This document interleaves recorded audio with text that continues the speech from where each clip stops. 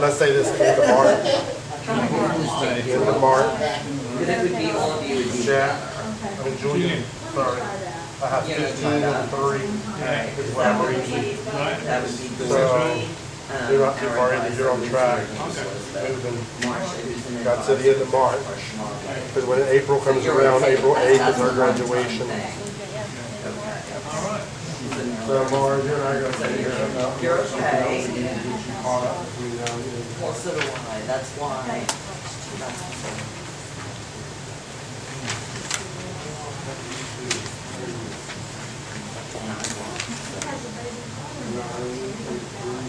Yeah, that's my rating.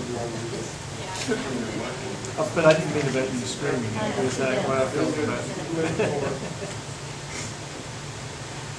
This is our work card. Oh, good. How did you go through and figure everybody out? Oh, I can read it. I was reading it. But I have a problem with Equorians. I know. There are people in Southwest Ecuador. Yes. You should have 3 or 4 hours. You only have 6. Brave and noble people. Yeah. Oh, you did? I did right after we went. Okay, I put it in or Then it's easier for me to find it. I'm positive I did it. So I was like, to make sure, I did it as soon as I got back. What test material Yeah, is that? well, it's got it. Yeah. Okay, are you ready? Yes. Okay, I'm so sorry, Miss Kelly. Don't Y'all, be this is sorry, Kelly it's good. Conrad Simon. What? Simon? Close enough. Okay. She's going to talk on ecosystems today. When she's finished, it'd be nice to have a few minutes to talk to you about graduation because it's going to be in 2 months. I think it's February, March. It's in April, 1st of April. So I guess 2.5 months. Following that, I guess if you had any questions about the volunteer, where you're putting in your hours, because I did do a few changes over the holidays to try to make it a little more general, and that list was so long I was lost. And I'm going to try to, you're going to start noticing that things are going to start looking a little more similar under AT and natural resources, because it's still a little chaotic, but I did the best I could in 14 hours. It was a lot. Kelly's going to talk to us right now on ecosystems, and if you give her your attention, be good. Thank you, Miss Kelly. Well, thank you. You don't even have to call me Miss Kelly. It feels good. Well, I know, but it kind of makes me feel like either your nanny or your dance teacher. I don't know which one. Okay, so my name is Kelly Simon, and it's a funny way to pronounce Simon, I know. My husband is Cajun French, but it's pronounced, because people always ask, and this is why I mention it, but it's pronounced Simon. Simon, yeah. I worked a long time when we were dating, trying to make sure that I did not offend him. He's a really great guy.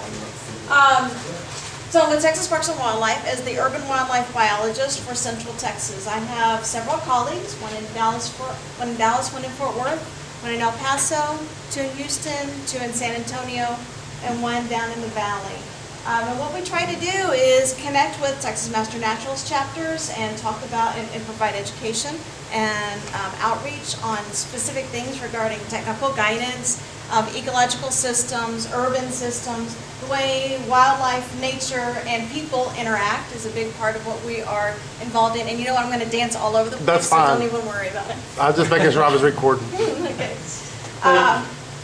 And the way that people, wildlife, and nature interact. And we also do a lot of work with policy development in urban areas. So if you have policies through HOAs, through cities, through councils of government, through counties even, we're able to provide some technical assistance. If you have municipal or urban parks, or even rural parks that are publicly accessible, we provide technical assistance on that. If you find some ecologically significant plant areas, plant communities, or wildlife communities, and would like some help advising a landowner or yourself or some other entity in how to best manage it, I'm your gal. I'm one of them anyway. So I'm happy to help on that. Our program today is going to be on ecosystems and ecological regions and urban ecosystems in particular. And so your book kind of goes through real in-depth information on each of the ecological regions in Texas. We're going to go through the ones that are in this area and kind of better understand them, see what they look like a little bit. And also I will tell you that I'm on the last part of a week-long trip, and I haven't been home in a week. So I'm doing my very darn best. I'll try to be enthusiastic for an evening class, because I know that requires enthusiasm too. So, anybody know what this fella is on the front? Yay, well done. Anybody heard their first cedar waxwings yet? Yes. Have you heard them? This was first down. Did you really? Yes. It's a little early. Okay, that's fantastic. So, they have a really, really high-pitched whistle. And so you'll hear, but you only hear just one, right? They're like Cheerios and potato chips. You never hear just one. There's a ton of them all together, and you'll see them flying over in flocks, which is kind of amazing because they're such a dapper-looking little bird. You wouldn't expect to see so many of them at once. Some characteristics, just because this is kind of a short presentation. I didn't get that picture. Oh, I stole it. Toss the berry. Well, so that's part of a game that they play. It's actually not that uncommon of a thing to do. But one thing to note is, do you know what kind of berry it is? One thing to note, not a bad thing. Oh, that's the sound of it. Did I put it on here? Or you played it? You stupid. Sorry. It's like magic. Where is it? You're going to keep it good. Okay, anybody know what kind of berry that is? Guesses. It's common in urban areas. Oh, good guess. And that would be a good one for it to be. But this one, if you can, the berry's a little bigger than an ilex. So it's the other one that you see that people commonly confuse them with. That's a pyracantha. Pyracantha is commonly used in urbanized landscapes because of the berry, because of this really pretty berry. Unfortunately, this berry is really prone to freeze-thaw cycles. So remember we had a snow recently and a hard freeze, and then like a 60-degree day, and then an 80-degree day, and then we're going to freeze again tonight. And then, so that's a freeze-thaw cycle. And what happens when that happens is you get the fruit kind of rots on the limb, and then, delightful, it ferments. So it makes an alcohol. And that alcohol is it's kind of funny to watch the effects on them until you realize it's actually pretty deadly. So they get drunk and then they get alcohol poisoning, which is kind of sad. And there's some other things that people have brought up with complications with pyracantha. But anyway, I say that all to say this. The things we do in our urban environments really do have an effect on our natural systems. Even when sometimes we think, well, I planted something green, isn't that good? Well, a lot of times it is. Green things produce oxygen, right? They take up carbon dioxide, they slow water, they reduce temperatures, they prevent heat island effects. So those things are good. But it's not that all, but it's important to remember that not all green things have the same net positive effect on the environment. All right, so what are our objectives today are to learn what ecoregions are. That's just a compound word. It's ecological regions. Biologists like to make up new words so that we can put our names on publications, so they call it ecoregions. We're going to look at specifically urban systems, and then we're going to look at the characteristics of urban systems, challenges we face in evaluating and managing urban systems, and also specifically management, both of the people of urban systems and of wildlife. Have y'all heard, and speaking of Ilex vomitoria, this is not it, but it is an ilex species. So it's possum hawk, Ilex decidua. So it's the one that looks like a red berry tree that has no leaves in the wintertime. That's decidua. The vomitoria is the one that has leaves all year round. It's the evergreen. So I see a lot of, oh, brilliant. Now I really don't. Wake up, y'all. Wake up, y'all do too. All right, so what is habitat? What is habitat? So that's the first element of any ecosystem. What is habitat? I know you read your books. Where you live, that's right, where a thing lives, whether it's a us thing or a small thing, a crawly thing, a swimmy thing, a jumpy thing, whatever the thing is, or a wavy thing, it's where that thing lives. Is this habitat? Yeah, of course it is. No trick questions here. I tricked you. There actually are trick questions. But I'm here. So this has got the elements of habitat. What do you need to survive? You need food, water, shelter, and space, right?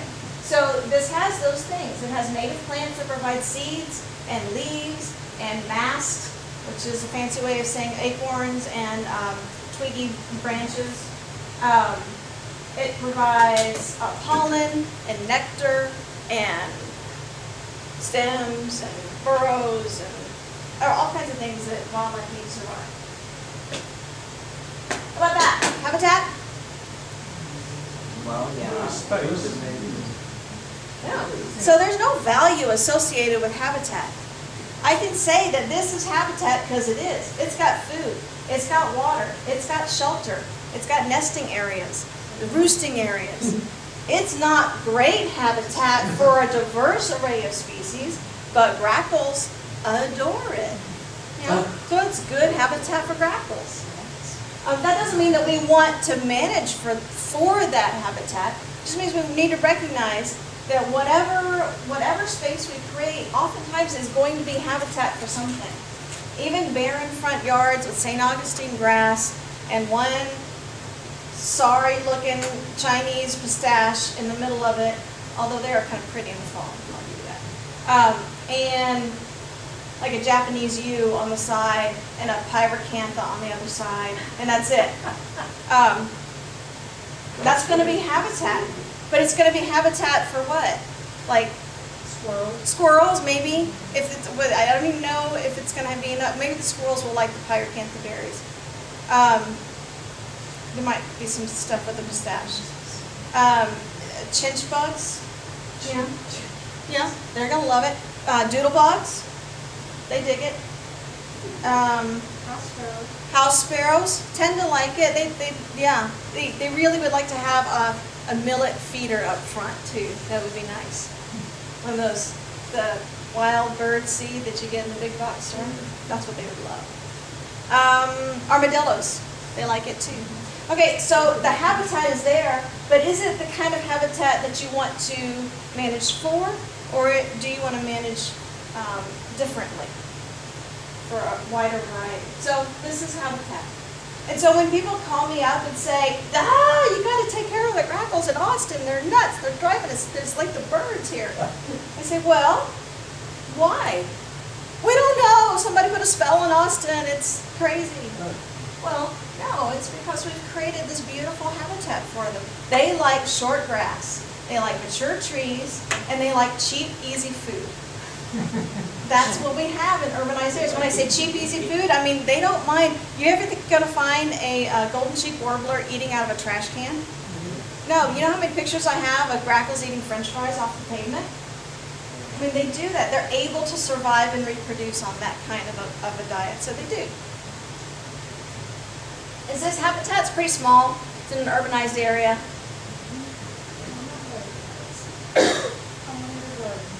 Yeah. Absolutely. Size really doesn't matter when we're talking about many things, including wildscape habitats or landscapes for wildlife in urbanized areas. So whether we have a small front yard like this, a larger area, maybe a green space between houses, or a drainage way, or maybe connected systems of many houses that are, or many landscapes that have chosen to do this kind of management, those create corridors for wildlife, increased habitat size for wildlife. But even just this one little space is important. And it becomes more important, exponentially more important to a diversity of wildlife, the more connectivity you can provide. And yeah, it is a wildscape. It's a certified wildscape. But yeah, it is. Oh yeah, I had to put a fine point on it, so there you go. All right, so you'll see these two words sometimes used interchangeably, but there is a little bit of a distinction, and so I thought I would mention it real quick. An ecosystem versus an ecoregion. An ecosystem is actually pretty small. It's the living thing plus the area that it lives and reproduces. That is an ecosystem. So you can have a little terrarium on your desktop. It's an ecosystem. You can have a fish bowl that you provide food to, especially if you have some sort of they have those that are self-contained fish bowls, or they have plants and fish and a couple other things that provide detritus, and you've got an ecosystem, or an ecosystem. It's pretty cool. But it can be very small, it can be very large. An ecoregion is a little bit different. It's the living things plus the non-living things all in a given area. And there are tons of them found throughout the world, and none of them are going to be found on your desktop. So it's a much larger, it's a region of the world where you've got a community of plants, a community of animals, a community of invertebrates, communities that work all together, for sure, like ecosystems, but they are coupled together with the environmental factors that make it possible for them to survive there. Okay? And those things are not interchangeable. So for example, here's something interesting. So in East Texas, we have the green curtain, right? We've got the pine curtain over in East Texas. What kind of soil do they have? It's kind of a clay, iron-rich, sandy, loam kind of a soil. It gets in everything if you go camping out there. They've got loblolly pines. They've got little swampy areas that have pitcher plants and clammy weed and all kinds of fun stuff like that. East Texas, piney woods, you kind of have that picture in your mind, right? Come to Bastrop. It's similar, right? It looks a lot like East Texas. It's got loblolly pine.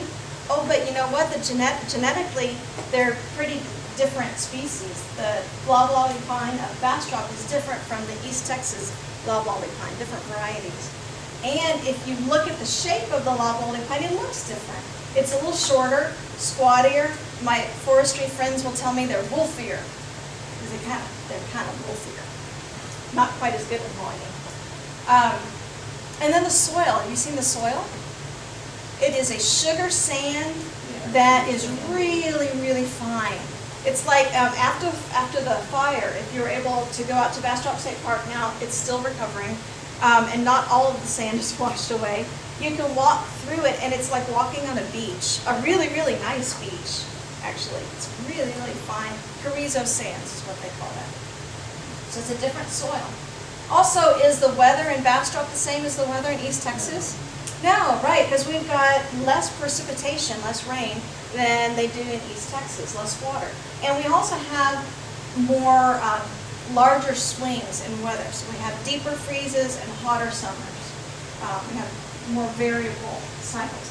So our plants are just a little bit different. It looks the same, but it's different. So it's a different ecological region. So were they not related? I thought they were related. They are related, but they're separated because of the abiotic factors. So you've got the loblolly pines originally were the same species before the glaciation and all that kind of stuff. So glaciation came down, separated two populations of loblolly pines. So we've got this little pine area that extends down actually into Houston County. But through a long, long time of interacting with the soil and the weather, the populations became distinct. So they're a little bit different. Okay. Because So of they these did different originate soils. from those. They did. Yeah, They okay. spread out. But because the soil is so different, the weather is so different, and there's a big separation between them. Yeah. They develop into a different ecological region. So we don't call it East Texas piney woods in Bastrop. Lost We call it the Lost Pines, right? I'm sorry? And the lost maples. And Lost Maples, which have a similar story, only a little bit farther west. Oh, Yeah. Are More on that. the pines in Bastrop, are they coming back naturally, or I've heard they can't, they aren't? Oh, yeah, they are. They're coming back naturally. In fact, Okay, it depends. I should have said it depends. The question was, are the pines in Bastrop coming back naturally? And she's heard whether they can't, or they won't, or there's some hindrance there, or maybe that they are, not sure. So I live out there, so I watch them pretty closely. You may remember that a few years before the big fire, the state park had started instituting some prescribed burns.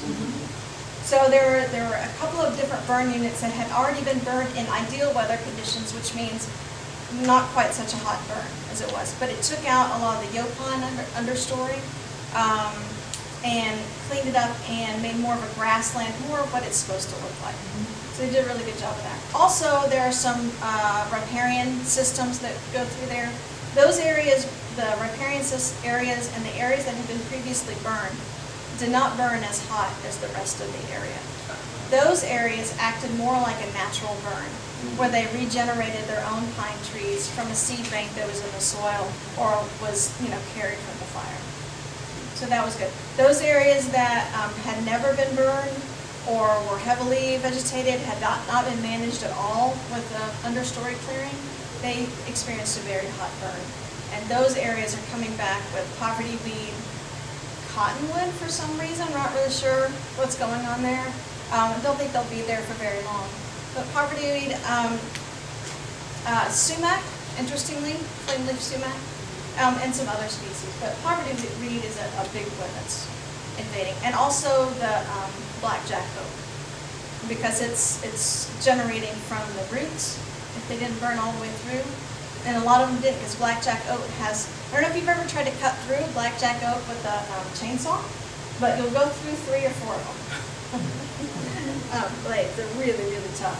So they don't always burn down into the roots like the pine trees did. Pine trees you could walk through and you'd see this pit go down and you could see where the roots went out. Because it's got, pine trees got big, long tap roots. So you can see the big, long tap root well, and then the side roots also, and it just burned all the way down in there. Yeah, it's pretty amazing, actually. Did that answer that? So the ones that are naturally regenerating are like 20 feet tall. They're doing really, really well. The ones that were planted are also surviving. Many of them are surviving. Not all of them, but many of them are surviving. They're much smaller. But the ones that areas that they didn't plant, the backrest is taken over. They're just gonna have to wait. Pines will go back, but they just much longer. Yeah, it seems like what they're doing is a series of cool season burns to try to keep the backrest out and allowing the pines to regenerate as they can, which is hard to watch, I have to say. Even though I know it's a wise management practice, it's hard to watch. Any other thoughts about that talk? It was good. All right, so we have several ecological regions in Texas. Kind of depends on which map you're using and which system you're using, but between 11 and 13 or 14 different ecological regions of Texas. We have, anybody want to try to recite each one of them? I'll cover that up. No? Okay. I can do it. All right, so this is the Texas Trans-Pecos. This is the Edwards Plateau. This is the Llano Uplift. This is the High Plains and Rolling Plains, and nobody can tell them apart, so why should you? This is the Cross Timbers and Prairies and the Blackland Prairies. This is East Texas Piney Woods, Gulf Coast Prairies and Marshes. Oh, this one I have that Coastal Sand Plain, because I never think about that one. And the South Texas Brush Country. Woot! Yeah. So the ones that we look for, so I pull out this little area that's our area. Travis County is Edwards Plateau on this side. On this side is pretty cool. It's Post Oak Savannah right there. Oh, did I say Post Oak Savannah? Okay. Post Oak Savannah, Blackland Prairies, and Cross Timbers and Prairies. The colors of this color and this color are so similar. But this is the Post Oak. Well, I don't know. Let's see. Now you got me all discombobulated. Where we are. Post Oaks. Blackland, right? Blackland Prairie. That one. Oh, they call it Oaks and Prairie. But it's Post Oaks. So I reject their reality and substitute my own. This is Post Oak Savannah. Well, they call it the Post Oak Ridge out there too, so. Yeah, sometimes. So it's not standardized, it's not like Linnaean or anything, it's not geospecies. And then we got the cross timbers and prairies right there. All right. So what we're interested in right here is the Blackland Prairies. Okay, so guess where I-35 runs? Right that way. Right along the edge. We love edges. We are an edge species. And one of the reasons that we have that really big transportation corridor right there is because it separates two different habitat types, but really those habitat types mean something to human beings. On the east side of I-35, what historically was the industry? Farmland, you bet. That deep, rich, glorious blackland prairie is really, really good at growing things. It's grown cotton, it's grown corn, it's grown dairy cattle, it's grown a whole bunch of things. But it is a very deep, rich, beautiful soil. I went to school at Southwestern in Georgetown when they still were doing a whole lot of, been with the department for 22 years, so that's how long ago it was. I started the department right out of grad school. And they were still doing a whole lot of cotton farming out there, which they still do a little bit of, but not like they used to. And we would go out when the farmers were tilling after the harvest, which is in the wintertime, right after a rain. It turns you into a biologist or a farmer, one of the two. It's just magic. It's the smell of freshly turned black land prairie is intoxicating. That and maybe a little bit of pure too, I don't know. Could have been a little bit of both. West of I-35, what's the industry? Used to be cattle and sheep. Yep, ranching. You're not going to grow nothing west of I-35 into Edwards Plateau. You can't turn a shovel full of dirt west of I-35. Go. It's Ding! Right, exactly. You can't garden. You can't even do home gardening. I'm a landscaper, it's real hard. So you have a crowbar and TNT. Oh, yep. Right, yeah. Yeah, so it's really hard to get a shovel. In fact, to do anything, you got to pour soil right on top of it. So that is the difference between this side of 35 and this side of I-35. Now the post oak savanna is also friable soil, good deep arable land that you can grow stuff on. But it's got the post oaks in a savanna format. So you're not gonna find deep, dark woods of post oaks because it's a savanna. So it's maintained by fire, and so you have these little knots that's little groupings of those post oak trees interspersed with beautiful, long, tall grasses, things like little bluestem and switchgrass and gamma grass and what are some other ones? Sidon's grama. King Ranch. Well, hopefully not that. Not naturally. It's been introduced though. So these beautiful stands of grasses. I went to grad school in Kansas. I never was a prairie girl, but they gave me money to go to school there, so you know how it is. And so I went to school in Kansas and fell in love with the prairie. It's a beautiful, vibrant, varied thing.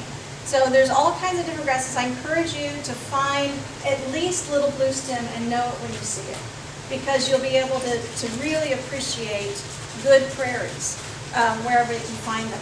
And so you're not just looking at something and saying, it's just grass. You know, because when I say just grass, what I mean is Johnson grass and Bermuda grass and KR bluestem and stuff like that. But the beautiful grasses, that little bluestem, big bluestem, Sidon's grama, purple tridents, gamma grasses, eyebrow grasses. Learn those grasses because they give you a lot of joy when you're out birding or whatever it is that you also like to do on the outside. Okay, and so what do we not even put on here? The lost pines. I protested, but they didn't put it on. Okay, so let's look at the characteristics of an ecosystem.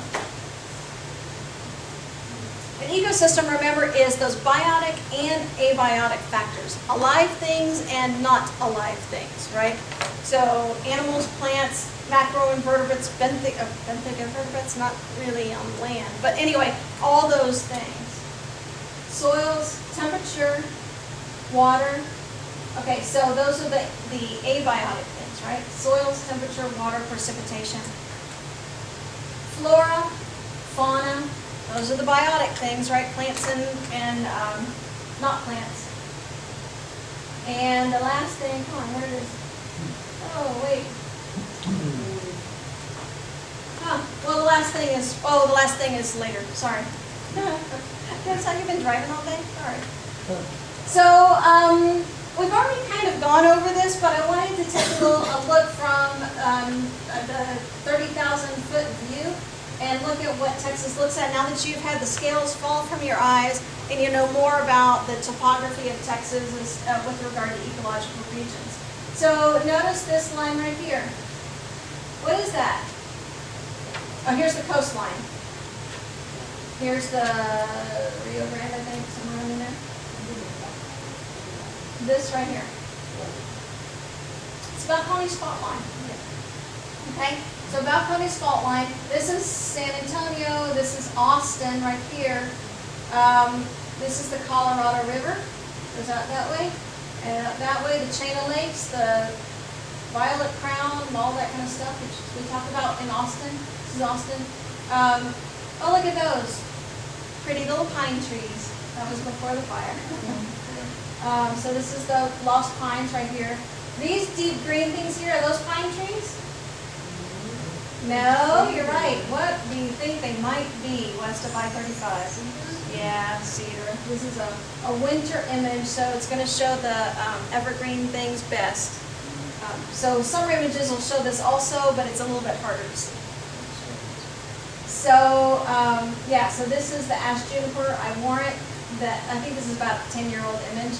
I warrant that if we looked again, we would see even more ash juniper. Ash juniper is an expanding species in central Texas. Look what happens in the urbanized areas. You feel like they got a lot of trees in them, but really they don't so much. And look at northwest Austin. You know what northwest Austin looks like, right? You can remember driving. Oh, wait, we're here. Yeah. So what is all this stuff? Yeah, it's ash juniper. You bet. Okay, so this is just FYI. So we always call it cedar. Everybody calls it cedar. I call it cedar. It's the name is actually ash juniper. It's named after a person named Ash, A-S-H-E. So, you know, if you want to remember your botanist friends, you might start thinking about calling it ash juniper instead of cedar, although cedar works too. All right. So what determines all that stuff? It's all in the soil, right? The sandy soil, the limestone soil. This is the Balcones fault line. This is the shallow sea beach, right, of the Permian time or whatever it was. Anyway, this is the different soils, those flat areas out in the Haiti Prairie and all that kind of area. Grassy areas around in here. And look, you can see that band, almost like a color band on that map, that are the oaks and prairies. And this is the blackland prairies. Okay, we also have changes in temperature across the state that affect our ecological regions.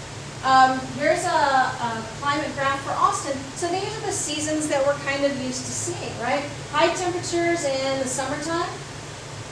Precipitation happens. We've got two springs, right? We've got the spring and then we've got the fall spring. Spring, and fall spring. So we've got spring here, high, well, actually early summertime too. And October, we get our big rains, October, November, September. This is our cycle. If you've lived here for very long, it's ingrained. You feel like this is the way all the world is. Guess what? All the world is not like this. Not even all of Texas is like this. So in Longview, which is East Texas, they have a hot summer too, cool nights, warm days, but their rain tends to fall a little bit later than ours, and actually they only really have one downtime, and that's in the deep summertime. But they have rain throughout the year.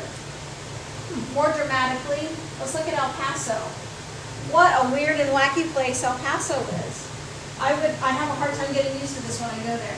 In their deep summertime, that's the green period. That's when they get their desert blooms, or in the summertime, and it's because that's when it rains out there. Now granted, it's not a whole lot of rain, 2 inches, versus, our 4-inch average here and 5-inch or 4 or 5-inch average over here. But it's raining.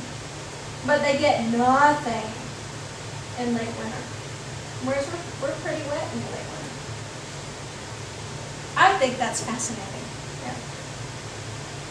Yeah. But as a general rule, as far as annual totals, we go from west to east, least to most precipitation. And those are the ISO lines right there that kind of denote 56 inches of annual rainfall in southeast Texas. Well, that's not southeast, that's east-east.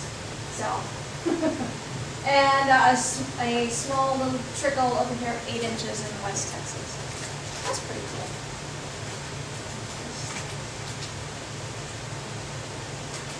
All right, so let's look at those 3 ecological systems that we have here in Central Texas. So the Texas Hill Country includes the Edwards Plateau and the Llano Uplift. I usually group those two together. But they do look kind of different, especially if you look at the soils. You look at the soils in Llano, so Edwards Plateau, easy, right? That's that calcareous limestone that you see, whether it's honeycomb limestone or those other kind of limestones. I like honeycomb the best, so I remember it. But those different kinds of limestones. But when you look at the Llano Uplift, that's that area around Mason Mountain and Enchanted Rock. So that's that beautiful red-pink granite that we have, that the Capitol is actually made out of, the granite in the Llano Uplift. So beautiful areas, but we lump them together for the purposes of this because that's just really big. They're not going to give me the Lost Pines. I'm not going to give them the Llano Uplift. You can chuckle at that. I was not really being serious. This is the largest of the ecosystems that we have in the area. It's quite a large area. It has a foundation of, I told you, limestone, and I'm looking here. Oh yeah, Cretaceous limestone. And one of the things that does is provide a cistern for the Edwards Aquifer. So that's that aquifer that we have is filtered down through limestone, clean, beautiful, pristine water that filters down through there, and that's where we get most of our drinking water from. It's from the Edwards Plateau, the Edwards Aquifer. And it is classified as semi-arid, which kind of gets me. Semi-arid, I guess so, maybe, yeah. Semi-arid, rocky, shallow, thin, clay soils with caliche slopes, limestone escarpments. Oh, so the Balcones fault line, we call it Balcones. So that's the Spanish word for balconies. So when you look at those beautiful limestone formations, those are the balconies that they're talking about off the Balcones escarpment. I think it's beautiful and wonderful. It's really susceptible to flash flooding, just the structure of the soil and the way that we get rainfall and those great big deluge events. Flash flooding, if you are out camping, and just remind you, people have different levels of experiences in camping. Some of y'all know this by heart, some of you might not. But if you're out camping, never, never, never, please never camp in a dry stream bed. Because you never know, and you're smiling, but people die that way all the time. So the thing is, the nature of the unpredictable nature of rainfall in Central Texas, and the very little bit that's required for a flooding event means that those dry stream beds can turn into raging rivers, just like that. And so, just FYI. Okay, the Blackland Prairies is that deep, rich, beautiful, friable, arable soil that is found east of I-35. Dig down with your toe, dig down with your fingers. You can dig it out with your hands, unless it's a drought, in which case you might need a jackhammer, but you can get down in there. It's predominantly vegetated with mid-sized grasses. We have shortgrass prairies in Blackland Prairies, tallgrass prairies up a little bit farther north. We have this midgrass prairie here that's dominated by little bluestem. I'm going to make sure I know what I'm talking about. Nope, don't look at that. I'm looking at my notes.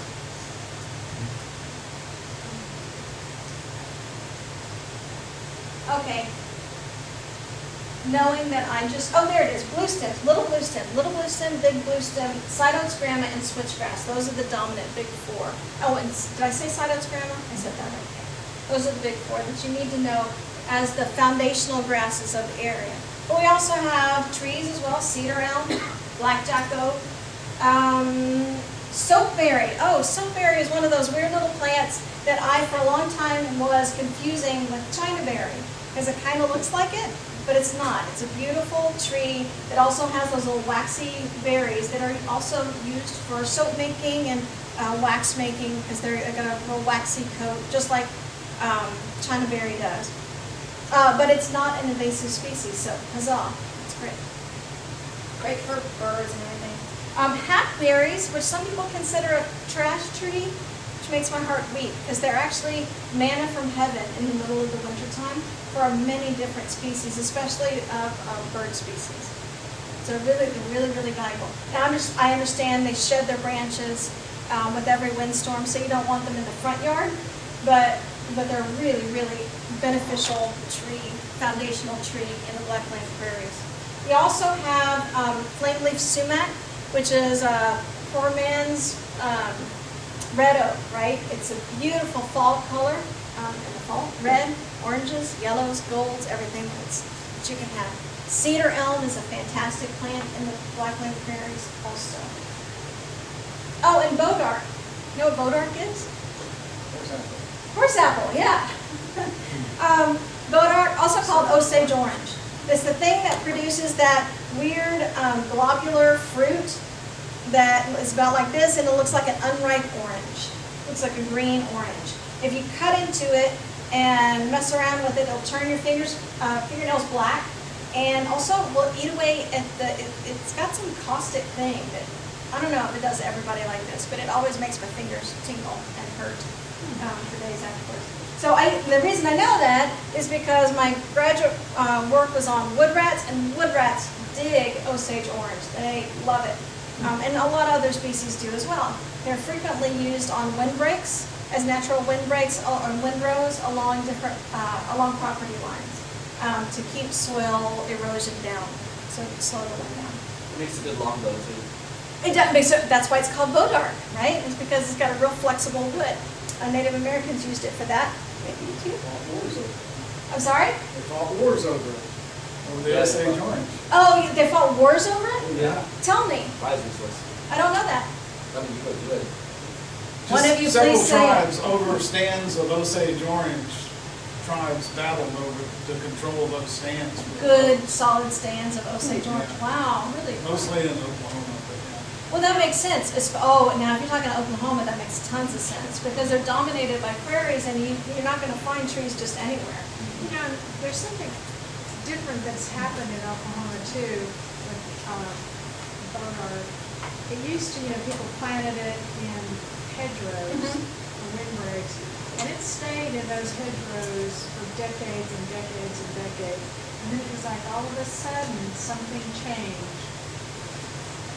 I don't know what it was, but all of a sudden that stuff just took out across any native prairie and pasture and just started taking over the pasture. Well, they say it's invasive. They call it invasive now. Yeah, it's invasive. It's horrible. Interesting. So is this in property that you have managed yourself? Yes. So you know that. So I only ask that because No, I right. wonder if it's changing management practices or if it's a change in the species itself. So usually it's a change in management practices. Well, it's really not a change in management. Interesting. Because we tried to keep as much that was in native, because that was Yeah. native. Now there's so many invasives invading the native prairie. Naturalized, yeah. That maybe is the big change, but and I have read that certain plants that were not invasive but were not native plants, like Lario, Lariape. we call it Lario, that for years in Florida, that just stayed as an edge plant. Yeah. And then all of a sudden it naturalized and just shot out across people's lawns. Yeah. And there's something, it just, I don't know Carrying what the deal capacity, or maybe some animals started being able to use it, or It was just bizarre how I grew up with that and never had to the fight it. pictures, when my grandparents had it Yeah. 100 years ago, and now my mother, who doesn't believe in prescribed burning, Oh. just fights it and has it sprayed. It might be easier if she burned it. Yeah, well, But- she's 90 years old now. Got the thing That's figuring out those battles, right? Yeah. Okay, interesting. Well, that's not the only plant that, I would suspect it has something to do with precipitation regimes, land management regimes, more than I would the genetics of the plant. But it does happen where all of a sudden something changes just enough that the plant is able to exploit a resource that it wasn't able to before. And So what it does if some happen. bird, population change and they start pooping it out across? Well, they have a hard time carrying those. Carrying those.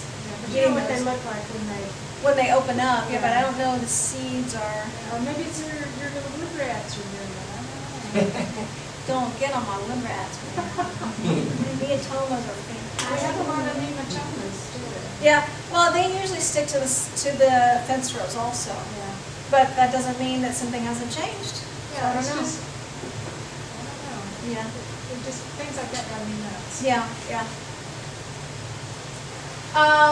Post oak savanna. So we talked a little bit about this earlier. Remember, they're not large, deep, dark woods of post oaks. What you're going to find in a naturalized or a natural ecosystem is mottes or little groupings of those post oak trees interspersed or carpeted between with those beautiful blackland prairie type grasses. So one thing that's interesting is you won't find post oaks. Post oak leaves, by the way, look like this. They kind of look like a cross or a puppet.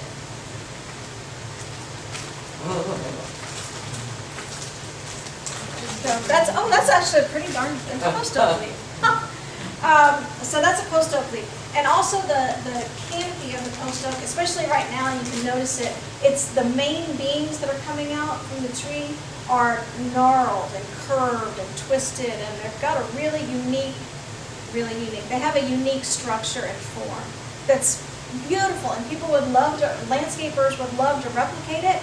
Unfortunately, it only grows well in the post oak savanna, and that's because there's this pan of soil, of clay underneath the soil that's really, really shallow, and it keeps the roots really, really shallow, and that's where it likes to be. It can't have its roots too deep. So what happens is the post oak seedling germinates, sends out roots to that pan, then when it hits the pan, they spread out, and they survive. That's how they do. But when they're in an area that's not the post oak savanna, they send down the roots and they never find the pan, never find the pan, never find the pan. And then they spread out a little bit, but they suffocate under the weight of the soil. It's just not the same kind of soil as what we're adapted to. That's why you really can't transplant a post oak anywhere else besides where it is. It's also why you can't drive or walk over post oak roots. So the thing with post oaks is they're so ornamental. People love to build houses in a post oak forest. Unfortunately, where people build houses, they drive cars, they drive bulldozers, they put dump trucks on them, they put those rollaways, during construction. And so people move into their beautiful new house, surrounded by these beautiful, architecturally gorgeous trees, and 5 years down the line, all the trees are dead. And it's heartbreaking. And if you drive toward Bastrop, and there's this neighborhood called the Colony, and there's not a whole lot of big neighborhoods out there, but the Colony is one of them. And they did that. They built houses on surrounding these pine trees. But what they did was they cleared out all the understory, kept the big tall pine trees, and then built houses. And that's just not where post oaks thrive. So it was problematic. You can drive through there, the homeowners are really upset about it. Don't talk to anyone. And mention post oaks. Let me see if there's anything I missed. The soils are acidic. They're upland, light colored with the clay pan. Right. There's a lot of bottomland hardwoods also in that area, which are very cool. It likes the same kind of grasses, little blue stem, Indian grass, switchgrass. You know what Indian grass looks like?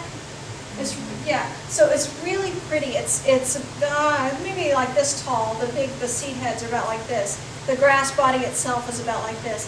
And it's this beautiful,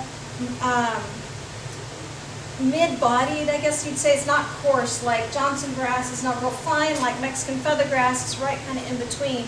And they put up these seed heads with these plumes on the top of them that stick up like little flags throughout the prairie. And you see just like this little line of flags. It's really pretty.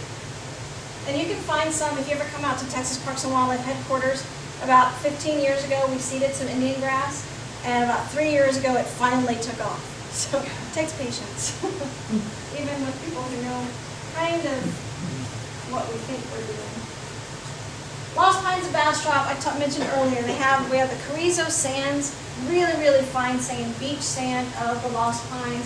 We've got these pine trees. Now the pine trees that you see out there, even the ones that look big, those are about the maximum of about 75 years old.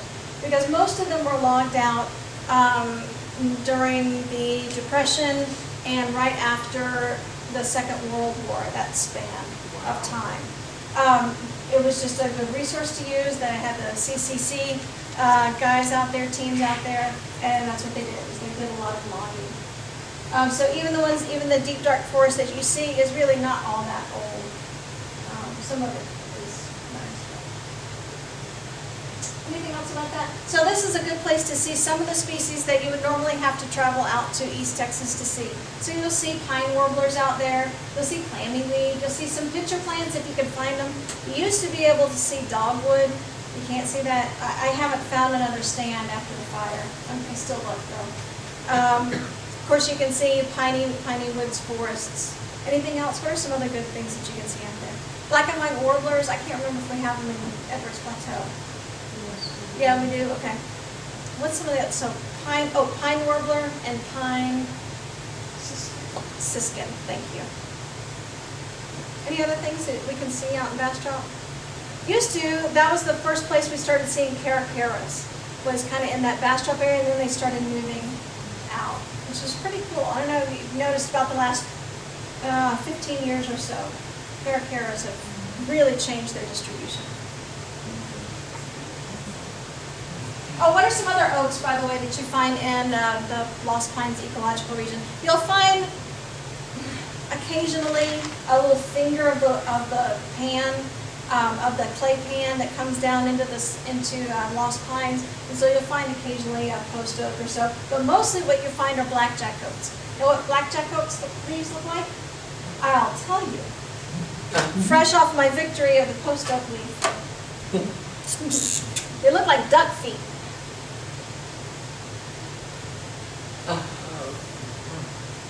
And they also, they duck feet, right? But they also have little claws. Just like ducks do. So this is a blackjack. So blackjack oaks are the ones that are aggressively coming back after the fire. They're root sprouting. This is the post oak. My lifelong dream, right on the whiteboard. Okay. All right, where are we at on time? So we're not going to go to 9:30. Is that okay with y'all? What do you normally go to? 9:30. 8:30, 9? 8:30? 8:30 to after 9:30. 8:30. Oh, okay, so somewhere around in there. Okay, we're good. Yeah. 9:30 it says. That's what it says. It never goes that late. Yeah, I may die if I go to 9:30. I may No, collapse. you have to do what works for you. Yeah. No. I know you're trying to give me the most no. amount of time. I appreciate that. I really do. But I won't keep you past your point of tolerance. So just like in every other system, urban ecosystems have the same factors, those abiotic, those non-living factors, and the biotic factors, those living factors. So soils, temperature, water, also flora and fauna. But we have one additional thing that I forgot about. People. So urban ecosystems have the effect of people on them. So let's look real quickly at the characteristics of soils in urbanized environments. Whenever you dig into the soil in an urbanized environment, chances are 99% of the time it has been moved from its historic place, right? So whenever we build something, a road or a house or a railroad or anything, we typically move the soil off, level it out, and then maybe we'll put soil back on. And sometimes it's the same soil, and sometimes it's soil that they brought in from somewhere else. If they brought it in from somewhere else, usually it's mined from an area that is well underneath where they should be pulling soil from for topsoil. So if you get soil that looks like it came from Oklahoma, it's that red color, that's what we call, what do we call it? Red death is what we call it. Sorry to put you on the spot. You're like, oh wait, what is she talking about? What's it called? Red death. It's the red death, that's the colloquial name for it. It's subsoil, it's mineral soil that's been mined and used to level out building sites. So it's got a lot of clay in it, a lot of minerals in it, not a lot of organic, like no organic matter. And so in order for it to become fertile again, you've really got to work hard to put organic nutrients back in it, humate and compost and whatever else that you need to get it back in good condition. It's really hard to get back in good condition. A lot of times in urbanized areas, the soil has been walked on or driven on. It doesn't take a whole lot of that to mash it down. So if you think of soil in its natural state, it's usually covered over by mulch, some sort of detritus or organic matter. That cushions the soil, slows the water down from it, from running off of it. It slows wind erosion.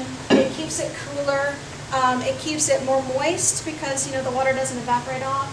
And what that does is preserves those little pockets in the soil that have water and air in them. Whether it's nitrogen or oxygen or a combination of that and carbon dioxide, what other gases that can be found in the soil. And all those things are required in order to create that loose, friable soil that's really good to plant in.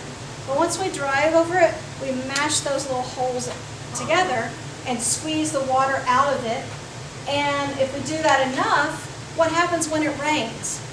It just runs off. It just runs right off. That's right. It doesn't go down into the soil, it just runs right off. Yeah, so the soil tends to be exposed. That is, we tend to clear it off, scrape it off so that we can make an area flatter, or people walk across it and wear away the vegetation, it becomes bare. Or we put a baseball field on it, we've got bare spots out there, a park, bare spots there. Landscaped areas oftentimes have dead and dying vegetation in there. So it's frequently exposed. So that increases the temperature and reduces its ability to hold oxygen or gases and water. And also life. And there's a lot of life in soil. And later on you're going to do a whole, or have you already done the thing on soils? You're going to do a whole unit on soils where you'll learn that this whole forest under our feet. It's really important that we understand and maintain the functionality of that soil. Sometimes it's polluted because we don't think about what we dump out. We throw out a Coke, or we throw out motor oil, or we throw out antifreeze or whatever, and all that stuff goes down into the soil and pollutes the area that it touches. And it has a tendency, because of all those factors, to be a little bit less fertile. Also overuse, the increased temperature, all that stuff. It has a tendency to be a little bit less fertile. When you're going to go out and do technical guidance, you're going to look at the condition of each of those factors, the biotic and the abiotic factors. So for each of these factors, I'm also going to give you tips for evaluating that area, that characteristic, and maybe even managing it. So for soil evaluation, you're going to look at those characteristics we just mentioned. You're out at a city park, they want to do some grassland restoration, maybe, or you've convinced them to do some grassland restoration, but you want to take a look at it. All right, it's not just a square of dirt. It actually has characteristics that make it capable of some things and maybe not yet capable of other things. So you're going to look at what immediately is of interest to me is all this bare soil. Not sure why it's bare. You would probably ask the landowner or the land manager, you know, what's going on? Is there a lot of foot traffic? Is it that it's eroding away because of a lot of water? And I would say that these little pebbles right here tell me that there's a lot of erosion going on. Because what happens in the first stages of erosion is that the soil particles are washed away or blown away or whatever away, and what's left, the first thing that's left are those gravel, bits of gravel and rock. So people sometimes talk about those rocks floating to the surface. The rocks are not floating to the surface. But what they are doing is being exposed by a loss of soil. It's really funny because the property behind me at my apartment complex, all they did was mow, and I love to watch this natural grass. They had the St. Augustine, and then they had the natural grass. Yeah. And it would like flow like and the water move, and the yeah. wind, Yeah. and oh my God, they decided to mow it. Yeah, It looks like that. it's a shame. So, okay, so. Why all they did was mow it, but they mowed it like as if it was regular grass, it was like. Right, that. so like But what happened? Sure. So I should note first that in managing, you might sometimes recommend mowing. But mowing is usually a seasonal thing. You might do it once a season, maybe every 3 years or something, to keep out woody encroachment is the manager's term we talk about. What that means is blackjack oak and mesquite and poverty weed coming in and creating a shrubland where once there was a grassland. Because grasslands are naturally fire maintained, right? Right. So in cities, we often are a little hamstrung. We're not able to do a lot of prescribed fire in cities, so we substitute mowing. So mowing is not a bad thing in But and they of itself. mowed it like But it if was you continually do it, what happens is the roots of a plant, of a grass in particular, are real fibrous and extensive. And the grass that you see on top of the soil, oh darn it, I thought maybe we'd change it up a little bit. The grass that you see on top of the soil is right here. Let's say that is a natural height of 3 feet. Okay, 3 feet tall. The roots that you see underneath it will be 3 times that. Oh.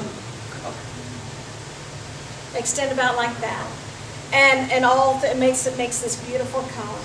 And if you ever get a chance to see, there are sometimes some exhibits of grass roots that people put out, and they show you just exactly what the roots look like. It's amazing. But what happens when you mow? So the thing is, this 3 times the plant size rule holds.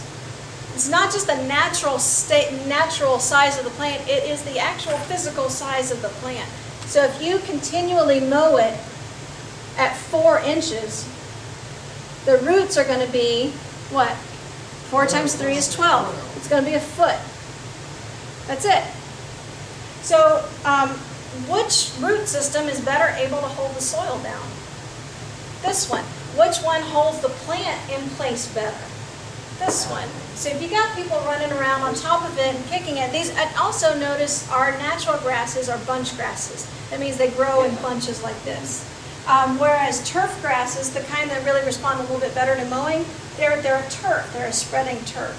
So when kids go running around and people go running around in a bunch grass prairie, they're doing a lot of kicking of grass, just naturally. As you're walking around, you kick that grass because it's an actual plant. It's like walking through a flower garden.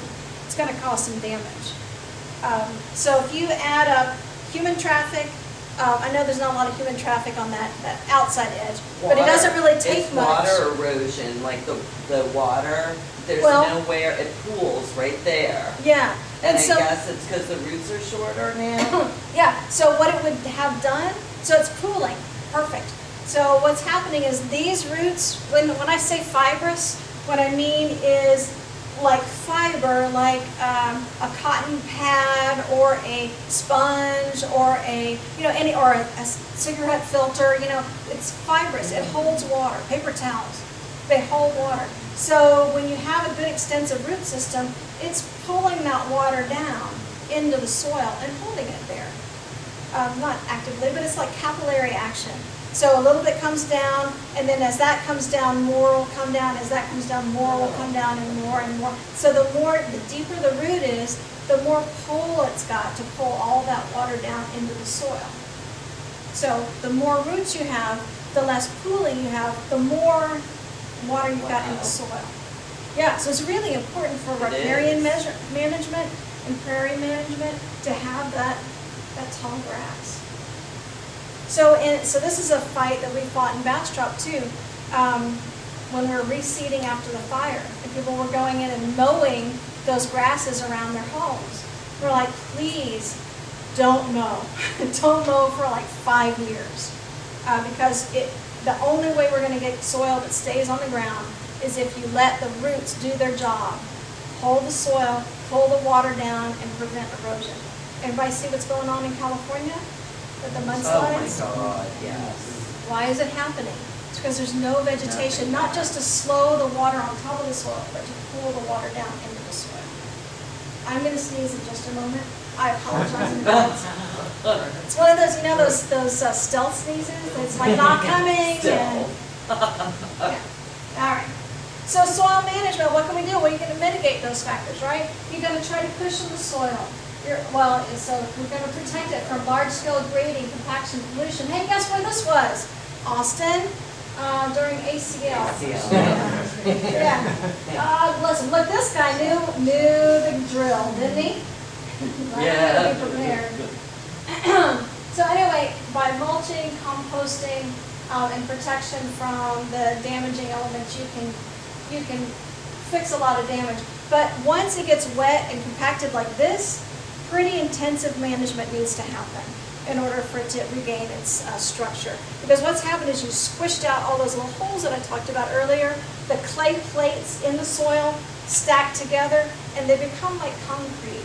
And so even just breaking them up doesn't work very well. So just a tilling doesn't even fix the soil. It's still going to be real crumbly and dry until it has some protection and allow that water to slow soak in. Because for a while it's going to repel water. You've seen that, right? When you forget to water a houseplant and it gets desiccated and dry, and you think, oh, I'm going to try to revive this plant. And you try to pour water on it and it goes, psst, the water goes right out. The only way you can get water in that is to weight it down in a pot of water, a bucket of water, right?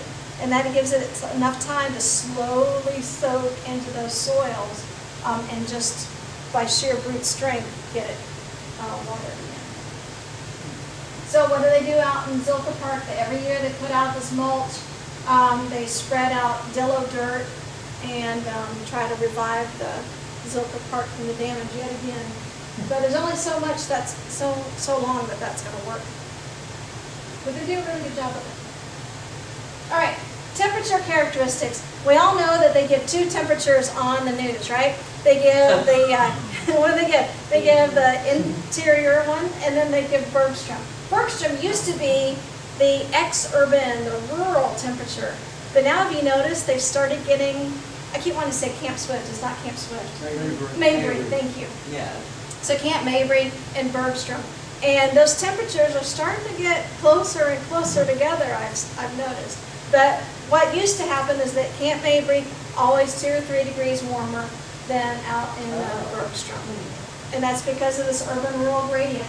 So commercialized areas with a lot of reflectivity, a lot of hardscape, a lot of concrete, a lot of pavement, a lot of asphalt roofs, and not a lot of vegetation. Those areas tend to be a couple of degrees warmer.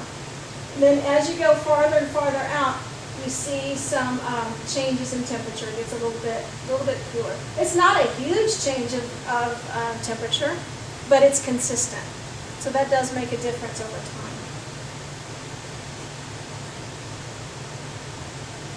So things that you can do to evaluate temperatures, what kind of plants are doing well in the area. Look at large-scale plant communities. And then the microenvironment. How does it feel? Does it feel like you're baking in the sun?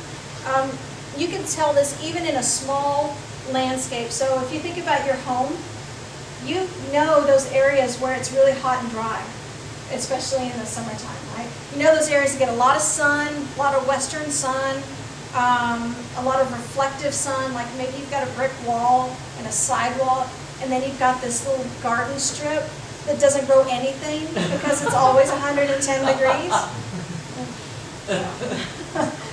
You can see those microenvironment factors.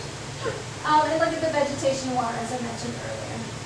Okay, so when you're gonna manage temperature in an area, this is one that's a little bit difficult to do, but you can do it by planting stuff and also reducing hardscape, adding mulch on bare soil, and considering development ordinances that do, so the reason this is difficult to do is on a small scale, you're gonna affect your microenvironment, but you're not gonna affect the larger environment unless you incorporate the work of your neighbors also. And that's why the tool of policies and ordinances is so valuable in these kind of applications. Because if we all agree that this is something that we want to do, then we can put a policy in place and say, hey, let's all do this. And this is the way that we're going to do it, and we're going to affect a larger amount of area. So there's a lot, I just realized there's a lot of words on that, I'm sorry. Let's see, development ordinances, reduce hardscape, increase vegetation. And of course, increasing vegetation is going to do all those things that we've talked about earlier. Reducing erosion, increasing evaporative transpiration, you know, it makes it cooler when it evaporates. That thing. And increase water permeation into the soil. All right, water. How often have you seen this? Breaks my heart because that water fell from the sky and it's doing nothing. It will do nothing until it evaporates and tries again the next time. It's sitting there on that hard substrate. There's no way it's going down into the earth. It's not going to water anything. It's not going to recharge your aquifer. It's not going to do anything but sit there and get hot. And as water gets hotter and hotter, the oxygen that's dissolved in it is released as well. So there's less and less oxygen in it. So it becomes deoxygenated, fetid, nasty water. That's a scientific term. So when we're evaluating water in the landscape, you can look at a couple of different factors. You can look at water pooling. So you mentioned water was pooling. That means there's not enough root mass to get that water down into the soil, or the soil is compacted, and so it's not going down in there. I know you've seen this when it looks like you're on the beach, but you're not. So you see these little ripples of detritus, grass clippings, twigs, little bits of soil, whatever. That is evidence that water never went in the soil, but ran off it very quickly. So the reason you see it on the beach is because of the mechanics of wave action when it's pulling away from the, oh gosh, I don't know why I started down this road. When the water is pulled down off the beach, the way that it comes off is in little swirls, and there's a little bit of, a little bump makes a bigger bump, makes a bigger bump, makes a bigger bump. Just like potholes, actually, very similar to potholes. Okay, and also these little things, aren't these crazy? These little pedestals. Yeah. Look, there's that rock sitting on top of a stack of dirt. How did that happen? Such a very strange looking thing.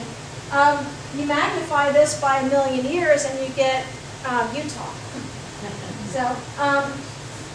So what is happening here is that there was a soil layer that was about here. You know, if you just filled all this in with soil, and that soil eroded away, except that when the wind or the water caught the soil, the rock held the soil down. And so the soil underneath the rock was weighted a little bit, and so it did not go away. And so what this is evidence of, obviously, is wind erosion. And you'll see it a lot of times in overgrazed pastures, especially if they have goats, for example, that take all the vegetation, or horses that are really, really overgrazed. You'll see this as well. Right. Interesting, huh? So management of water. Hey, this is really cool. This is in San Marcos. It's Rio Vista Falls, and that's a funny name. It's a given name because none of this is natural. That's all human-made, all those rock features. Not only are they not natural rock that was found there naturally, they're actually, a lot of them are fiberglass. It's very strange. Anyway, this was an effort to control flooding and to control the speed of water, and also to give San Marcos is known for its river, a lot of its tourism is around the river. They couldn't put some sort of gross-looking water management feature there, a concrete abutment or something. So they put these little artificial falls in there, and they work beautifully. They reoxygenate the water, they cool the water, they slow the water. They create that natural pool, riffle, falls that most rivers are supposed to have. So it's pretty cool. Revegetating the waters appropriately is really, really important. Notice how we've got trees here, tall trees, that shade a little bit over the river.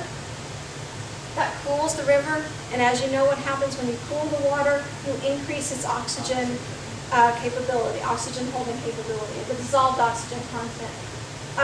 That's important because the wildlife that were evolved here were adapted to the temperature of the water that it is when it's shaded here in this area of the country. And so if we decrease the oxygen, they're not able to handle that change in temperature and that change in oxygen level. And so you get extremely large changes in the fauna of the river. Reconsidering channelization. So this is the thing that's being done right now. I'm really excited that cities are deciding that, you know what, it is really important to mitigate floods. And we've got to make sure that our communities are safe. But what we do when we channelize rivers is we send that water really fast to the next town or the next stretch. And eventually it gets down to Houston, and then it hits the ocean, and then it just starts backing up into Houston and flooding Houston. So not that anybody has any particular love for Houston, but we know that that is not the solution of our problems. We're making it worse and worse and worse. So we're reconsidering channelization and putting in water calming and slowing features that are more appropriate to the river systems, including putting in appropriate vegetation, putting in more curves and falls that allow that pool, riffle, fall cycle to happen in rivers. And what I'm talking about there, most of y'all are nodding, but every once in a while I see somebody who doesn't seem to know what I'm talking about. So a river, let's just say this is the river. Okay, there's water here, right? Okay, so that's a cross section of it. Now if you look at it the other way, lengthwise, if this is the thing, so this is the, that's a riffle. Oh, dang it. Okay. There's a pool, riffle, and then falls. Pool, riffle, falls. So it's just the way water works. It's a deep pool, and then a riffle where you see a lot of little ripply water. It's shallower, and then it falls off into the pool again. And if you ever go tubing, you'll notice it. You'll start noticing it now because you're like, oh, this is great, slow-moving water. Oh, holy crap! It's really fast right here. You know, and that's that cycle. All right. So let's see. Oh, it's really important to recognize the individual roles of grasses, trees, shrubs, rocks, and soil. So I think of the plant types, the trees with those great big roots. Those are kind of like rebar in concrete. We always have to have that big, massive trunk running through that concrete in order to hold it together, right? When you're making a driveway or something or whatever. But we use other things in concrete too, right? We use the rebar, and then we lay over that mesh, right? The wire mesh. Remember seeing that? It's like 4 by 4 inches. That's kind of like shrubs. So they hold the soil together a little bit more. And then the grasses are kind of like the concrete that you pour into it. And you got those 3 elements together, you've got a pretty darn solid surface that's going to hold its integrity together. And of course, the analogy falls flat when you think about permeability. Don't think about that. Think about it as permeable concrete. But you need those 3 things together in order to have a good, complete system that holds the soil in place against water and wind erosion. Oops, sorry. Didn't mean to blind anybody. All right, so those are the abiotic, the non-living factors. Then we have 2 more living factors. That is the flora and the fauna. So flora are plants, obviously. In urbanized areas, they tend to be more homogenized.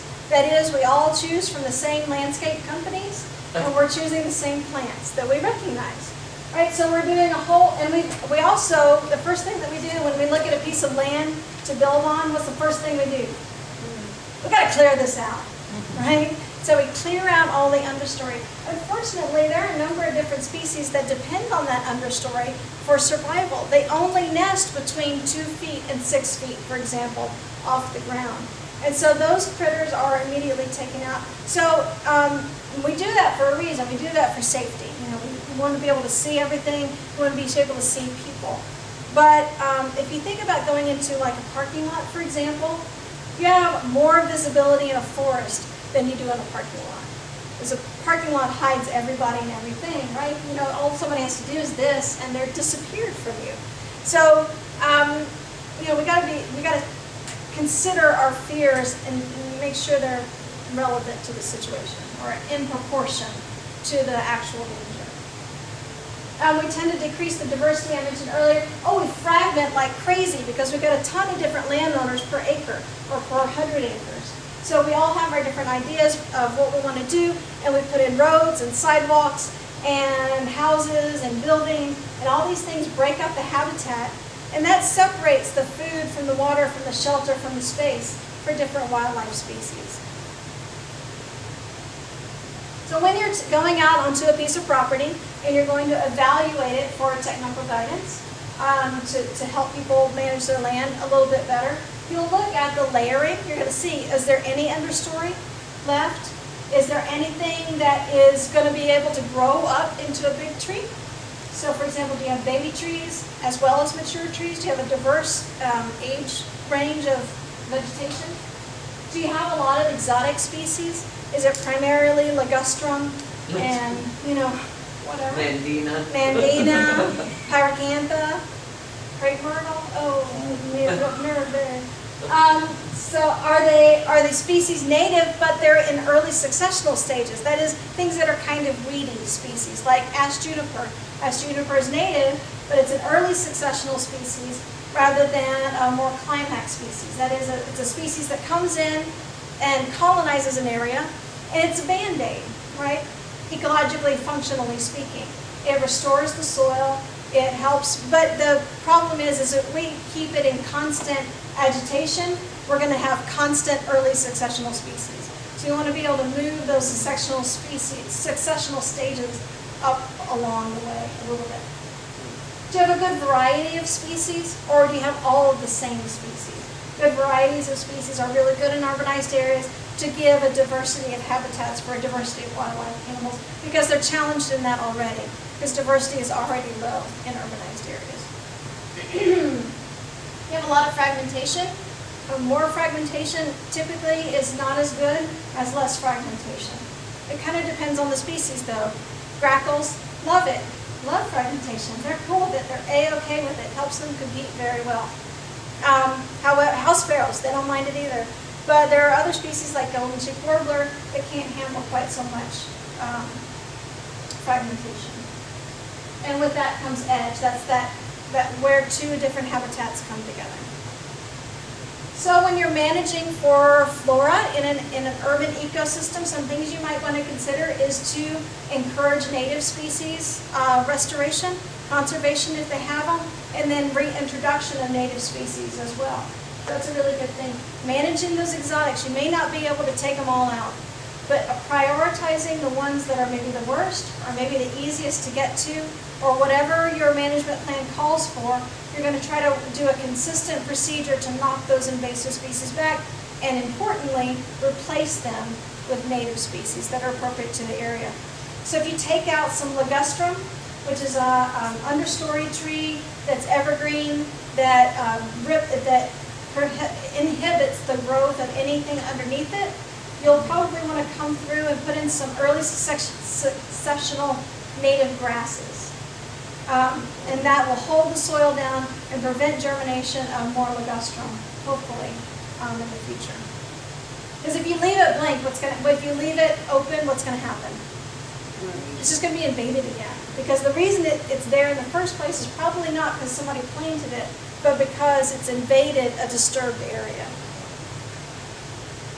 You want to create corridors for wildlife movement, but beware of the edge that you might create in doing that. So you want to balance your corridor creation with your edge creation.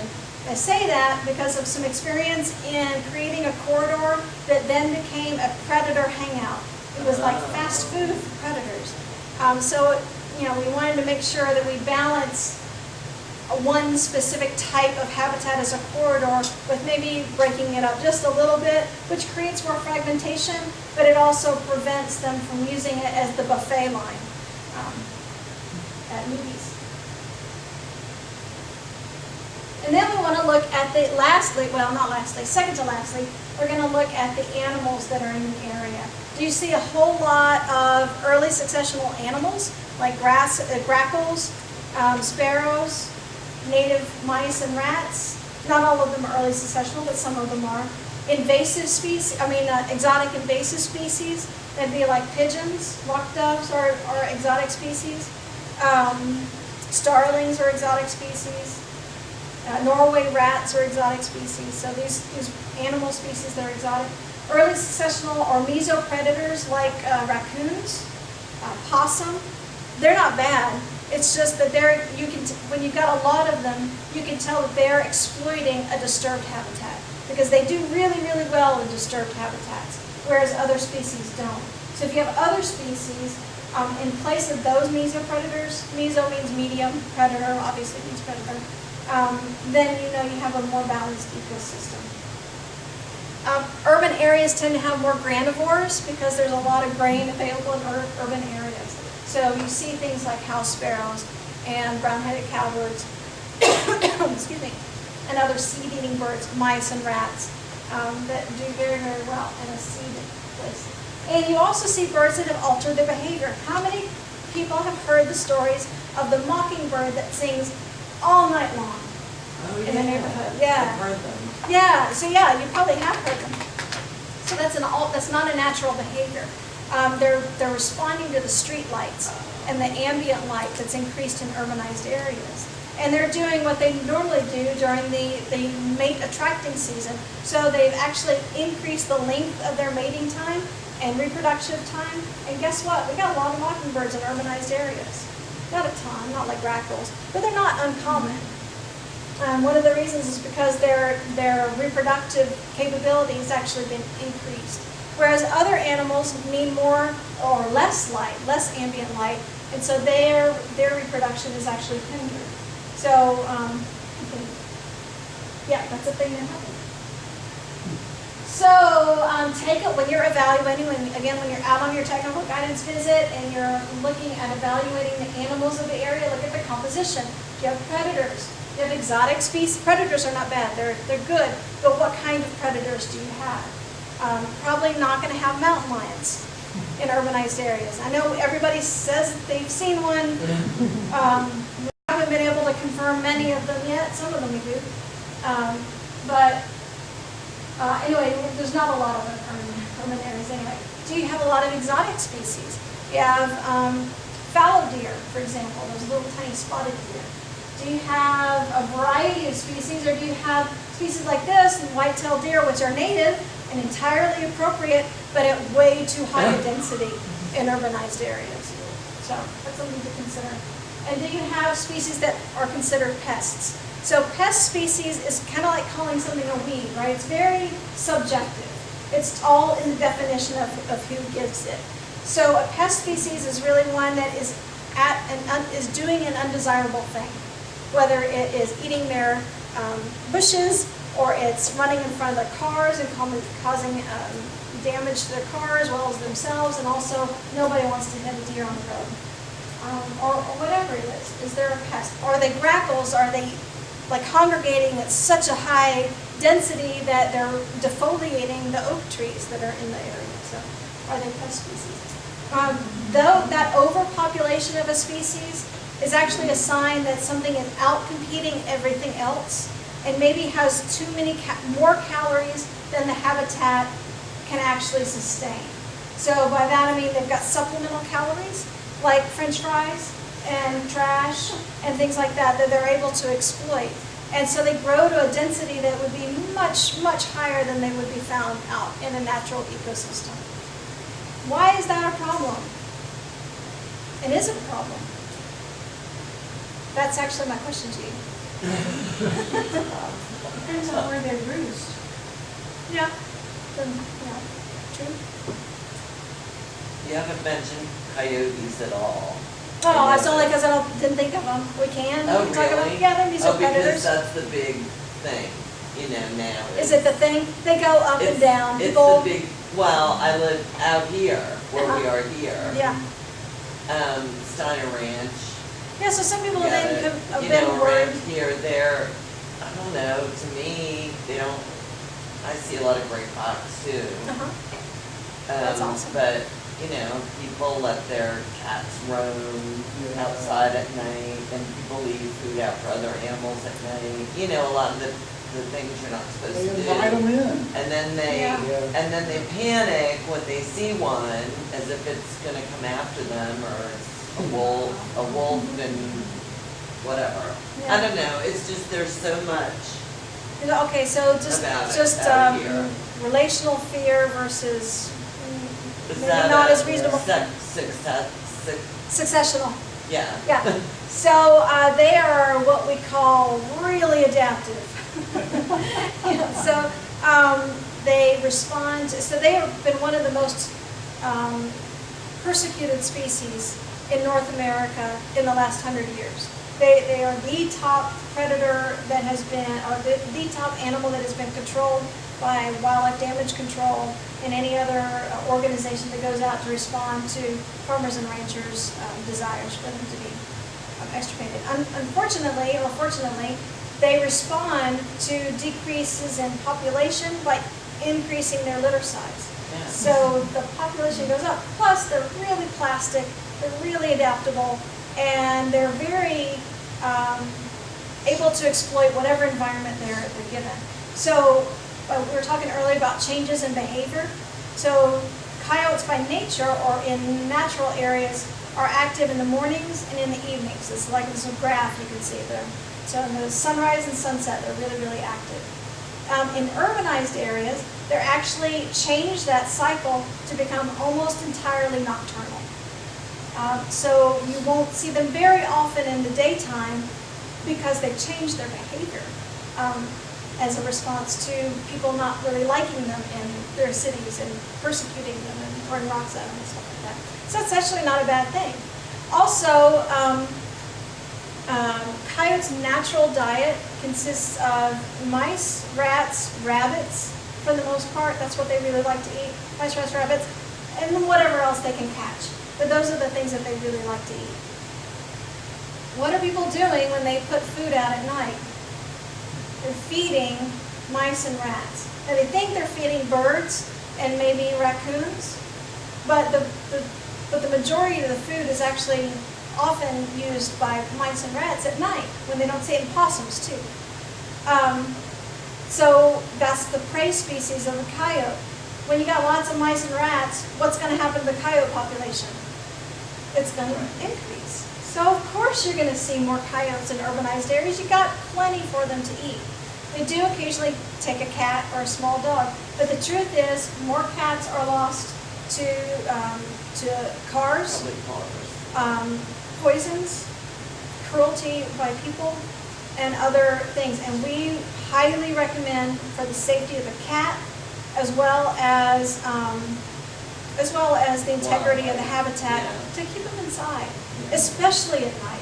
And that's when people put them out. So if you're going to put them out in the daytime. Don't leave them out at night. Of course, if you put them out in the daytime, then they eat birds and snakes and stuff. We don't like that either. But just, if you're going to pick your battles, pull them in at night. We got off on a tangent. Sorry. Oh, it's okay. I'm just trying to get back on track. There we go. So when we feed, we must remember that we're not always just feeding the thing that we put the feed out for. So sometimes we put out bird feed, especially if it's that wild bird seed that you can get at Lowe's and Home Depot and grocery store and wherever. It's got a lot of white pearl millet and red millet in it, and that feeds a lot of sparrows. Those sparrows, European house sparrows mostly in urbanized areas, not so much the field sparrows and song sparrows that we would hope we'd get them, but these sparrows. And when we do that, we kind of also create a cat feeder. So we want to be careful that we, wisely consider all of the elements of the habitat when we're feeding, and feed wisely. I'm not saying don't feed. I'm saying just feed wisely. So feeding black oil sunflower seed, for example, sparrows don't really like black oil sunflower seed, but chickadees and titmice, cardinals, and a variety of other species really do. They like it. So, feed that, but don't allow it to spill to the ground. If it does, pick it up, throw it away, put it in your compost pile. Make sure the compost pile is really hot or else they'll sprout there. Think about feeding deer. I know nobody in this room feeds deer. Okay, so You shouldn't feed deer. so one of the things. Notices about it. So there is an ordinance against it, and the reason is because as much as we worry, so what happens when you put calories out for deer, they eat all the calories, then they reproduce to the maximum degree. So you oftentimes will see twins in urbanized areas because they're maximizing their production because they got a lot of calories. Unfortunately, they can't eat corn all year round. They can only eat corn during a specific time of year. And if they eat corn outside that time of year, it just ferments in their stomach. It can't actually be utilized. And so there's nothing for them to eat that they can actually be nourished by during that time of the year in the wintertime. So we want to make sure that we're not creating a sink of nutrition where the animal then doesn't have enough calories to sustain it, and then it gets hungry. And then in the springtime, in the summertime, you start seeing these awfully skinny and very sick-looking deer. And usually that's because there's not enough of the calories on the ground to support those deer because they were produced in a time of plenty, but the habitat can't sustain them. So it can be kind of cruel to feed them like that. What we can do is put out a little bit to attract them so that we can see them. That's not a big deal. But you don't want to feed them like they're a pet because they're not. They're a wild animal. And we want to, first of all, respect the wildness of wildlife, but also they can be pretty dangerous. Remember you've seen those YouTube videos where they paw at people? They can be really dangerous. So I know they look like Bambi, but Bambi's got some... All right, so the last characteristic we wanted to look at was people. So in urbanized areas, they're just the same kind of area as ecosystem or ecological region that they were put on top of, except for one additional ingredient, and that is people. So we got lots of different landowners. Each of them has their own ideas for values and priorities, and they all contribute to the law and creating policy and ordinances. And that affects the management of the entire municipal area or county or whatever political designation you're going to get. So let me illustrate that. I pulled out this little piece of land from an urban area here in Texas.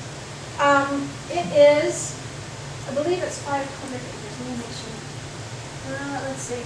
Oh, 500 acres. It's 500 acres. Okay. So a lot of times our private lands biologists will give recommendations to private landowners out in the country. And the average landowner, the average land size for that is between 200 and 500 acres. One landowner affects about 200, 500 acres. So here's 500 acres. In that 500 acres, I counted 2,100 homes. Then I looked in the U.S. Census data and I calculated I found the density in that area of town, population density in that area of town, and so people per home on average, calculated that out. That turns into 5,649 people in 500 acres. Now my counterparts out in the country, they could talk to one landowner and they could affect 500 acres. We have, in order to affect that same amount of land, and can't even affect that because we've got a lot of buildings on top of that, right? We're just talking about the landscaped area. So maybe, I don't know, if it's a home tour, maybe double that, but you know what I mean. Anyway, lots and lots of people to try to change the hearts and minds of in order to get some sort of change. And if we want to enact some sort of land management policy or ordinance that affects the entire city, Now, how many people do you have to actually touch in order to get that passed? You know, it's a big job. So now to put that in perspective, I'm going to zoom out, and you're going to see where that is. It's in Houston, and that is this area right Oh, here. my God. It's a really, really big job to affect that many people. And that's why the Texas Master Naturalists were created. Because one urban biologist in Houston just can't affect the kind of change that needs to happen, or provide the kind of information that's required. You guys are an army of informed citizens that do volunteer work in your community, and that's why we say that volunteer work is vital. It's nice to get continuing education. It's nice to continue and continue to learn things and meet new people. That's awesome. That's the reason probably a lot of people come. But if you want to make a change in the world, you can. And this is one way you can do it. So thank you for providing that service. Okay.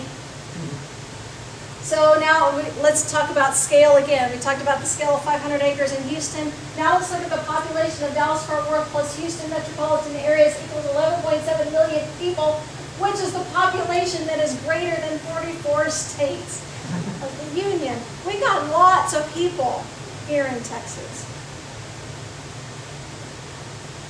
So when we're managing people, we really rely on the Texas Master Naturalists. So I'll be asking you, can you please help me with a program talking to kids about native wildlife in Texas? Can you please help me with doing a nature walk or a city nature challenge event or something like that? Those things are tangible things that will help deepen the respect, the knowledge, the experience of people in nature and really make a change. And we've already seen the change happening with Texas Master Naturalists over the last 20 years. Actually, I think that's it. Well, I did want to tell you about one other thing. Oh, this is a reading the land thing. It's a fun thing. Everything connects everything. Isn't that cool? Everything connects to everything. Very zen.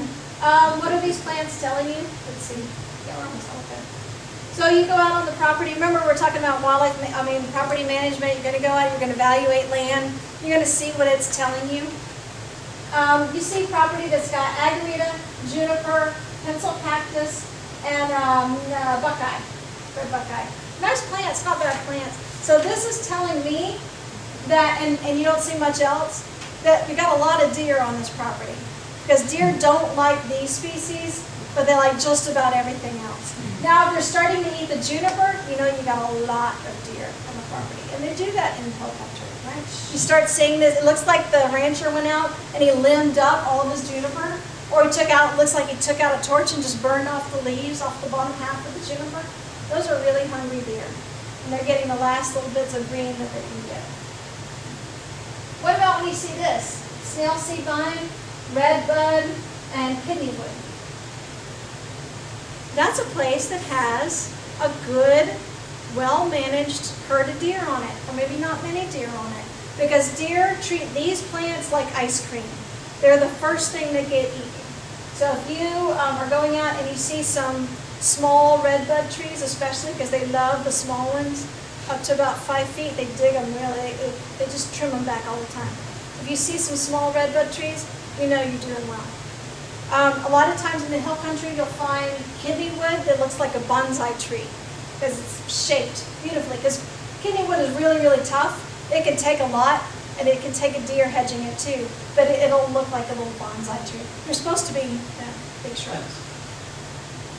Snail seed vine is really ornamental, it's pretty. It's called snail seed vine because when you look at the seed inside, it looks like a tiny little snail. It's going to spiral on the seed. It's very cute.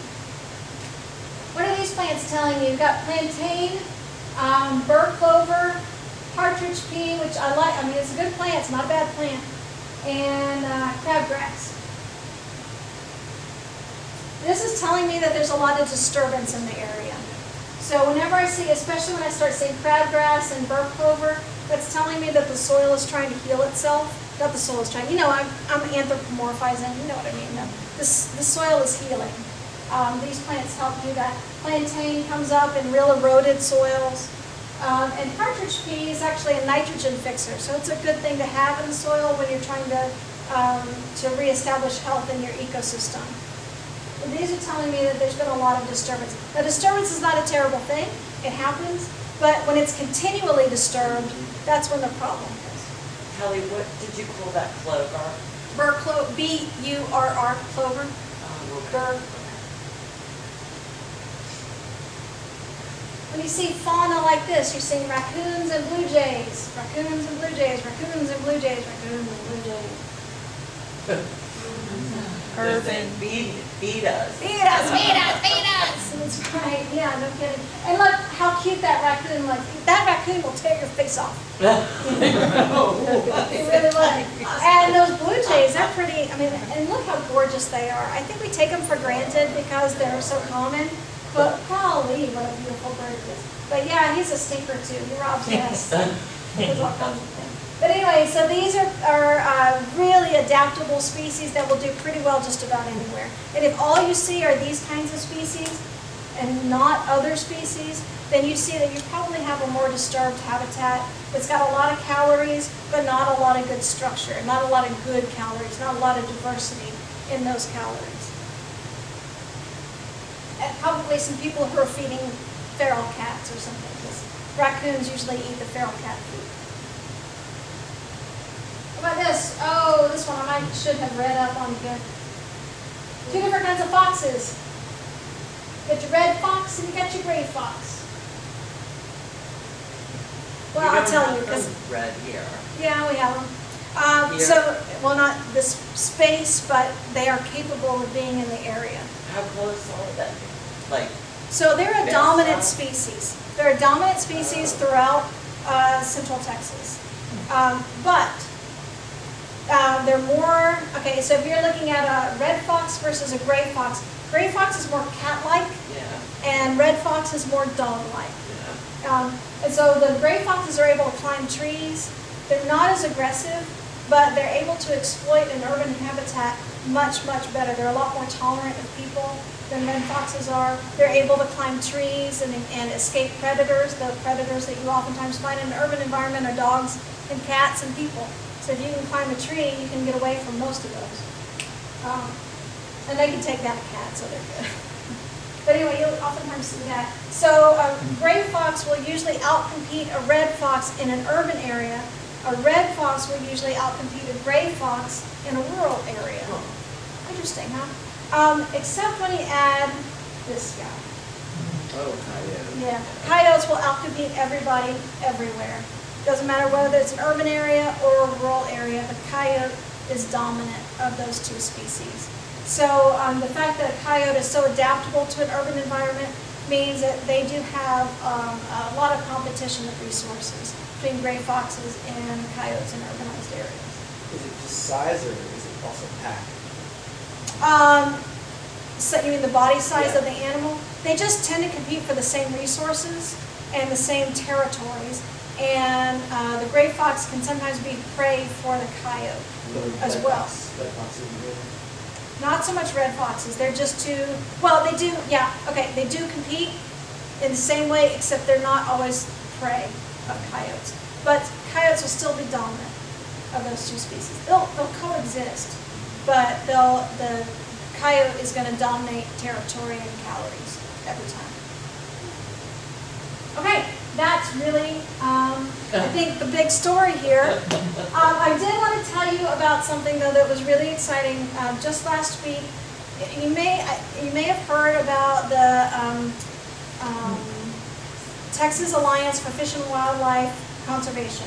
It is a group of folks that have gotten organizations that got together to recognize that the way that we fund wildlife previously has been through the hunting and fishing license and the selling of sports equipment. Though we recognize that the decline of hunters and the increase of wildlife watchers who value wildlife but don't participate in hunting means that we've got to change the way that we fund wildlife, which is nice because wildlife management, which is kind of nice because maybe there'll be a more broad focus on species of greatest conservation need rather than focusing primarily on species that are game species. which is kind of how we have to operate now. So the bill that was just introduced, yay, is House Bill 4647. You might be hearing of it in the coming months. They hope to have a companion bill in the springtime in the Senate. So we've got the House bill and Senate bills coming up in the spring. All that is to say, just keep your eye out. And if it's something that's important to you, you might consider just keeping informed on it. And you can join Texas Conservation Alliance, Texas Wildlife Alliance. Ooh, I should look that up real quick. Online, just do a search for it, a Google search for it. And you can sign up to get email alerts for, different actions that are happening on that bill. Just a good thing to know about. And it's bipartisan. It predates, truly bipartisan. Republicans and Democrats support this measure. And it predates any of the craziness that's going on right now. It's been going on for the last 10 years. We've been building up this process. So, actually even longer than that. But this particular iteration has been about 10 years. I'm done.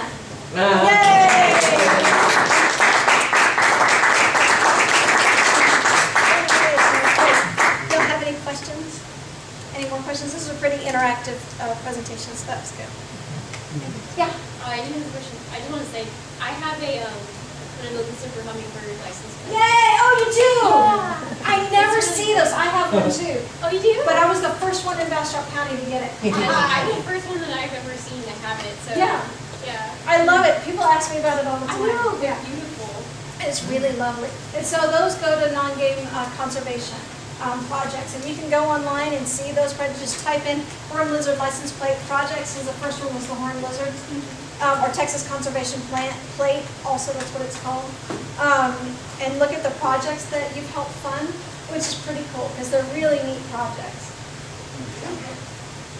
Thank you. I think, didn't you want to talk about things? Yeah. I don't know how to get him. Is he over there? Okay. Should maybe we do like a can or something for the, Yeah. something like, do something fun, some little Easter egg. Word comes in, quick, hurry. Okay, all right, you're up, my friend. Thank you, ma'am. Thank you so much for taking the time to do this. Oh, it's my pleasure. I love Master Naturalist presentations. I love interacting with Master Naturalists. Because y'all get it. We spread it. That's our job, right? That's right. Is to get it and spread it.